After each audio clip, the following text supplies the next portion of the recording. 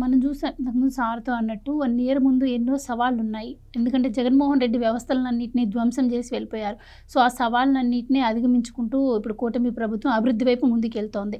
కానీ ఈ 1 ఇయర్‌లో కూడా ఆ అభివృద్ధిని అడ్డుకునేందుకు వైసీపీ నానా రకాల ప్రయత్నాలు చేస్తోంది. రెడ్ బుక్ రాజ్యాంగం అంటోంది, సంక్షేమ పథకాలు అమలవ్వట్లేదంటోంది.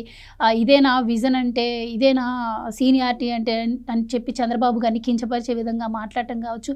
ఇవన్నీ కూడా ఈవెన్ ఈ 1 ఇయర్ పాలనలో కూడా అసలు నాయకులు ప్రజల ఇంటి ముందుకొచ్చి మాట్లాడే ఇది కూడా లేదు. పూర్తి వ్యతిరేకత వచ్చేసిందని చెప్పి వైసీపీ అంటుంది. సో, ఏదేమన్నా ప్రజల అభిప్రాయం మనకి ఇంపార్టెంట్ కాబట్టి ప్రజల అభిప్రాయం మీద మీ విశ్లేషణ ఏంటి?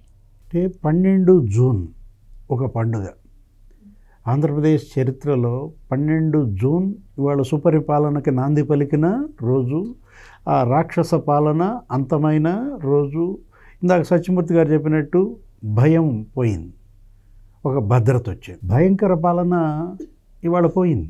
ఇవాళ ఏంటి, ఇవాళ ఒక అభివృద్ధి వైపు అడుగేస్తున్నారు. అంటే దమనకాండ అంతమైంది, సుందరకాండ ప్రారంభమైంది. దీన్ని ఎలా చూడాలంటే, ఇప్పుడు 5 ఏళ్ళు జగన్మోహన్ రెడ్డి పరిపాలనలో ఏం జరిగింది? అటు బీసీ, ఎస్సీ, ఎస్టీ, ముస్లిం మైనారిటీల పైన జరిగిన దమనకాండ. జై జగన్ అనలేదని గొంతు కోసి చంపేశారు. అరే అసలు నా అక్కని ఏడిపించొద్దన్నందుకు సజీవ దహనం చేశారు. ఇసుక అక్రమ రవాణా చేయొద్దన్నందుకు పోలీస్ స్టేషన్లో శిరోముండనాలు చేశారు.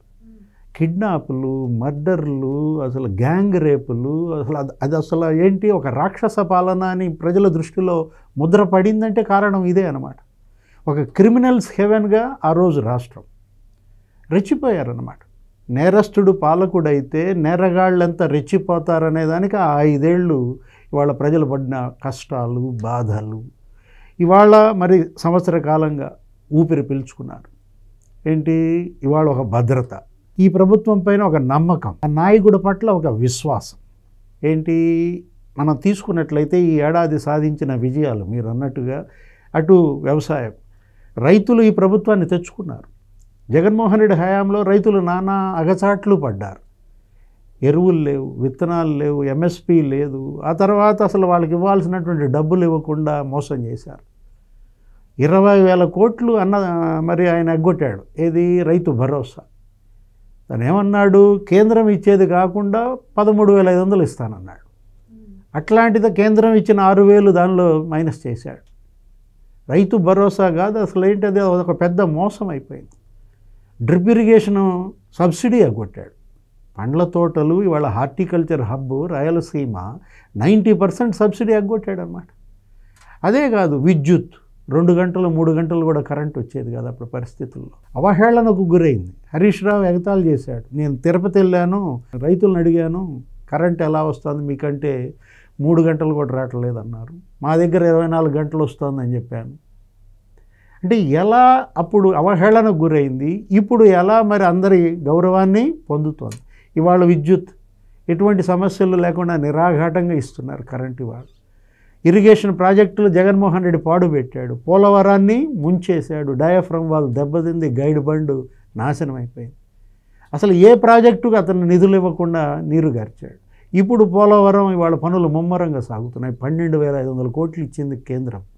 హంద్రీ నీవా 3,800 కోట్లు ఇచ్చారు. గాలేరు నగరి 1000 కోట్లు ఇచ్చారు. ఉత్తరాంధ్ర సుజల స్రవంతి.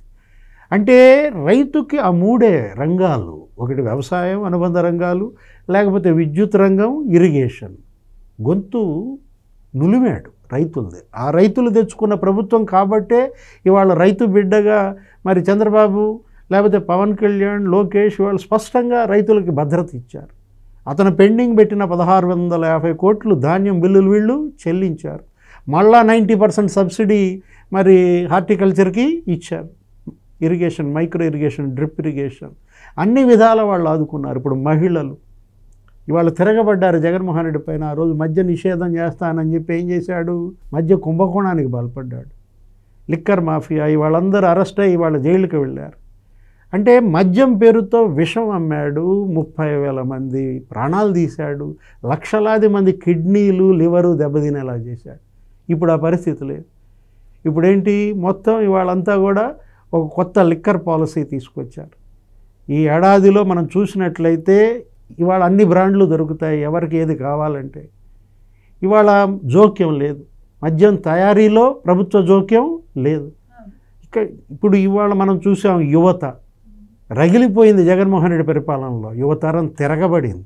యువగళం అంటూ లోకేష్ వెంట నడిచారు ఆ రోజు అతని పాదయాత్రలో.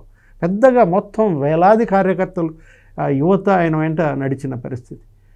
ఇప్పుడు ఇవాళ మరి యువత ఈ ప్రభుత్వాన్ని తెచ్చుకున్న నేపథ్యంలో మనం చూసాం 9.5 లక్షల కోట్ల పెట్టుబడులు వచ్చాయి, ఎంఓయూలు చేసుకున్నారు. 8.5 లక్షల మందికి ఉపాధి వచ్చేలాగా ఎంఓయూల్లో కనీసం 50% వచ్చినా కానీ ఇవాళ 5-6 లక్షల మందికి ఉపాధి. మెగా డిఎస్సి వాళ్ళు తీసుకొచ్చారు, 16,345 పోస్టులతో మెగా డిఎస్సి వస్తే మీరన్నట్టు ఏం చేశాడు, దాని మీద కేసులు వేశాడు. 24 కేసులు వేయించాడు ఇవాళ ఈ సంవత్సర కాలంలో. ఇప్పుడు ఇవాళ 24వ కేసు క్లియర్ అయింది సుప్రీంకోర్టు.